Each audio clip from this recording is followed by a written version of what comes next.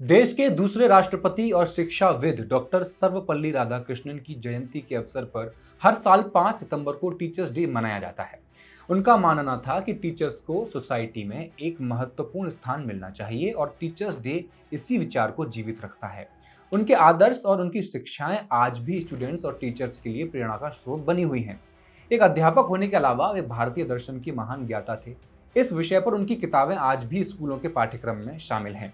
हालांकि डॉक्टर राधाकृष्णन ने हिंदू दर्शन को कभी क्रिटिसाइज नहीं किया और न ही अपने लेखन में उन्होंने कभी दलित बहुजन परंपराओं को पर्याप्त जगह दी।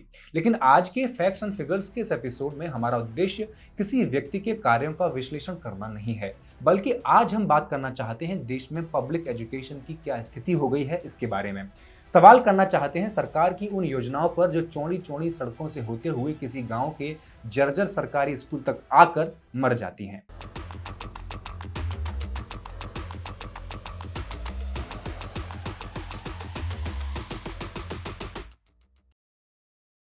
नमस्कार, मैं हेमंत और आप पॉलिटिक्स देख रहे हैं।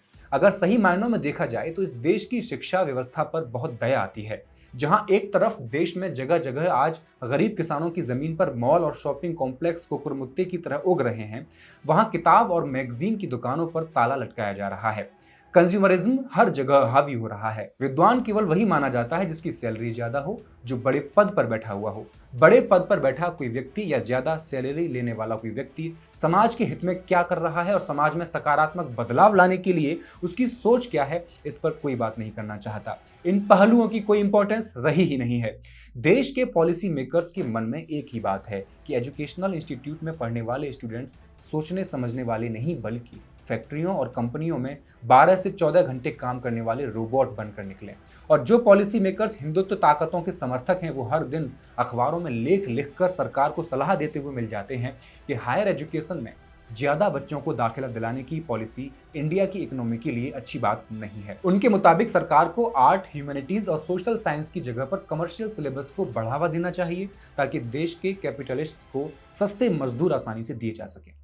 इसका सबसे बड़ा जीता जागता उदाहरण है हमारे देश के ग्रामीण सरकारी स्कूल्स, जहां प्राइमरी लेवल की शिक्षा दी जा रही है। इन स्कूल्स का माहौल ठीक उसी तरह का है जिस तरह का माहौल एक मजदूर तैयार करने के लिए होना चाहिए। प्राइमरी सरकारी स्कूल की स्थिति इसलिए बेहतर नहीं हो पा रही ताकि वहां से पढ़े हुए बच्चे अंबानी अडानी की फैक्ट्रीज में काम करके उन्हें अरबपति बनाते रहें। ऐसी मुनाफाखोरी की मानसिकता न सिर्फ मजदूर विरोधी है, बल्कि दलित, बहुजन और अल्पसंख्यकों के हितों के भी खिलाफ है।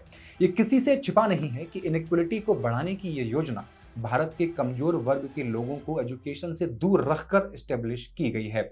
ऊंची जातियों ने न केवल कमजोर वर्ग को संसाधनों से वंचित रखा, बल्कि उन्हें शिक्षा की रोशनी से भी दूर रखा। अंग्रेजों के आने से पहले कमजोर वर्गों के लिए एजुकेशनल इंस्टीट्यूट तक पहुंच बहुत सीमित थी, लेकिन आज के इस युग में पब्लिक एजुकेशन की व्यवस्था लाई गई, जहां एजुकेशन लेने के लिए कास्ट, रिलीजन या जेंडर की कोई सीमा नहीं थी। राष्ट्रीय आंदोलन के बाद जब देश में डेमोक्रेसी का स्ट्रक्चर स्टेब्लिश किया गया, तो देश को सभी को एजुकेट करके समाज में इक्वलिटी को बढ़ावा देने की रिस्पॉन्सिबिलिटी दी गई। हालांकि आरक्षण लागू करने में ऊंची जातियों की लॉबी ने तमाम तरह की बाधाएं डाली ताकि कमजोर तबका शिक्षा से दूर रह सके, मगर इक्वलिटी मूवमेंट भी अब पीछे हटने वाला नहीं था और वो ऊंची जातियों के द्वारा खड़े किए गए कई बाधाओं को दूर करने में सफल रहा। ये सच है कि आज भी एजुकेशनल इंस्टीट्यूट्स पर मुट्ठी भर ऊंची जातियों के लोगों का दबदबा है, लेकिन इस बात से इनकार नहीं किया जा सकता कि बहुजन समाज के कई लोगों ने संघर्ष किया है और शिक्षा हासिल करने में सफल रहे हैं। बहुजन वर्ग के ये पढ़े लिखे लोग अपने समाज का हक पाने और बाबा साहब अम्बेडकर के मिशन को आगे बढ़ाने के लिए संघर्ष कर रहे हैं। यही कारण है कि देश के ऊंची जाति के पॉलिसी मेकर्स नहीं चाहते कि सरकारी स्कूलों और कॉलेजों की स्थिति में सुधार हो सके। उन्हें डर है कि अगर इन एजुकेशनल इंस्टीट्यूट्स में बेहतर सुविधाएं होंगी तो आरक्षण के सहारे कमजोर तबके के लोग यहाँ कब्जा कर लेंगे। भारत के उच्च जाति के शासकों को यह भी डर है कि क्वालिटी एजुकेशन के प्रसार से समाज में जागरूकता आएगी और फिर सामाजिक सुधार का आंदोलन जन्म लेगा। यही कारण है कि पब्लिक एजुकेशन को बढ़ावा देने से ये सिस्टम डरता है और वह चाहता है कि बाजार शिक्षा पर कब्जा कर ले ताकि केवल अमीरों के बच्चे ही पढ़ लिख सकें और आम जनता अशिक्षित बनी रहे, ताकि मुट्ठी भर शक्तिशाली लोग ही अपनी सर्वोच्चता बरकरार रख सकें।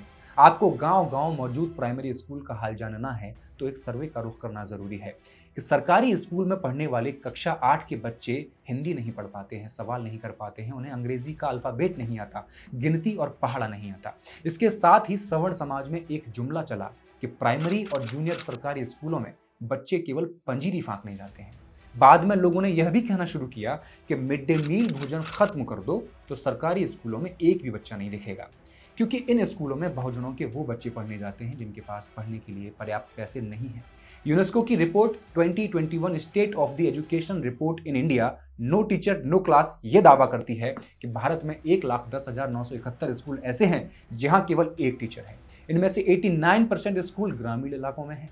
उत्तर प्रदेश जैसे बड़े राज्यों में प्राइमरी स्कूलों की शिक्षा व्यवस्था शिक्षा मित्र जैसे एडहॉक पर काम करने वालों के कंधों पर है। जो घोर सोशल इनसिक्योरिटी में जीते हैं उन्हें बेहद मामूली वेतन दिया जाता है। इसके अलावा जनगणना हो तो उन्हें ड्यूटी पे लगा दिया जाता है, कहीं चुनाव हो रहे हों, पोलियो ड्रॉप पिलानी हो, मंदिरों में रामायण और सप्तशती का पाठ करवाना हो तो उन्हें दिया जलाने के लिए लगा दिया जाता है। इस तरह वो अपनी सारी एनर्जी और समय दूसरे कामों में खर्च कर देते हैं, तो पढ़ाई कहाँ से करवाएंगे। और नई शिक्षा नीति और आर्थिक नीति के तहत सरकार शिक्षा के बजट में कटौती करने के साथ ही सरकारी बेसिक शिक्षा व्यवस्था को भी खत्म करना चाहती है। बीते 7 जनवरी 2024 को एक खबर छपी कि हरियाणा के विभिन्न जिलों के 832 स्कूलों को बंद कर दिया जाएगा।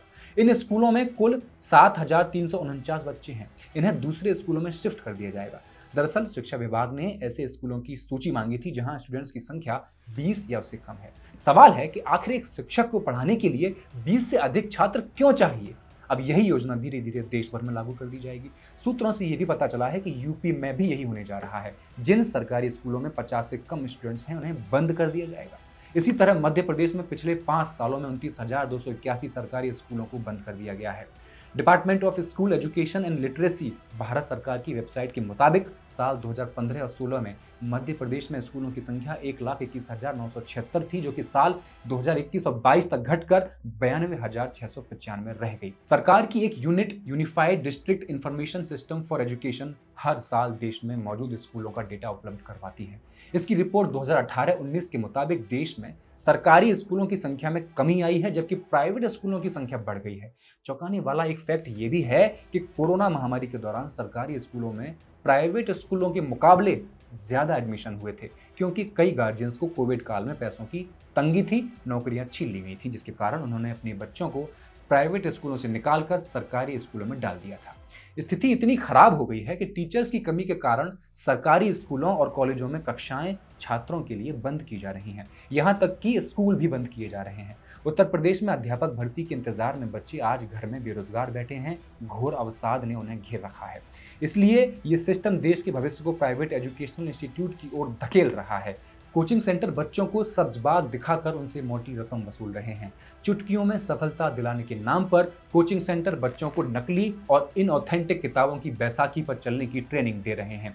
एक तरफ जहां देश के हुक्मरान भारत को विश्व गुरु बनाने का सपना देख रहे हैं, वहीं बजट बनाते समय पब्लिक एजुकेशन से जुड़े फंड को कम करने की पूरी कोशिश करते रहते हैं, ताकि लोग परेशान होकर प्राइवेट इंस्टीट्यूट में जाने को मजबूर हो जाएं।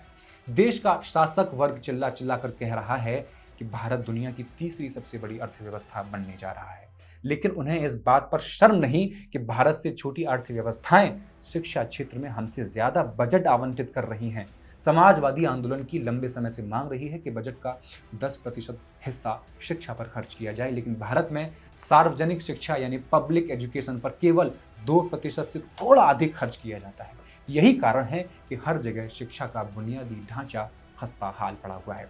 हालात इतने खराब हो गए हैं कि बिहार, उत्तर प्रदेश, झारखंड और बंगाल के कॉलेज पढ़ाई के अलावा बाकी सब कुछ कर रहे हैं। साल का 1/3 हिस्सा एडमिशन लेने और परीक्षा आयोजित करने में खर्च हो जाता है। स्टूडेंट्स कॉलेज में एडमिशन लेते हैं और फीस का भुगतान करते हैं, लेकिन उन्हें अपने कॉलेज में बेसिक फैसिलिटीज नहीं मिलती हैं। ज्यादातर एजुकेशनल इंस्टीट्यूट्स की लाइब्रेरीज एम्प्लॉय और पैसे की कमी के कारण बंद पड़ी हैं। प्राइवेट लाइब्रेरीज गली गली में खुलने लगी हैं। कॉलेज प्रशासन बेसिक फैसिलिटीज तो अवेलेबल नहीं करा पा रहा है, लेकिन कॉलेज के भीतर अनुशासन के नाम पर स्टूडेंट्स, एम्प्लॉयज और टीचर्स के खिलाफ डिसिप्लिनरी एक्शन करने में सबसे आगे है। संक्षेप में कहें तो शिक्षण संस्थाओं का माहौल जेल जैसा बन रहा है, जहां आलोचनात्मक सोच का दम घुट रहा है। धन्यवाद।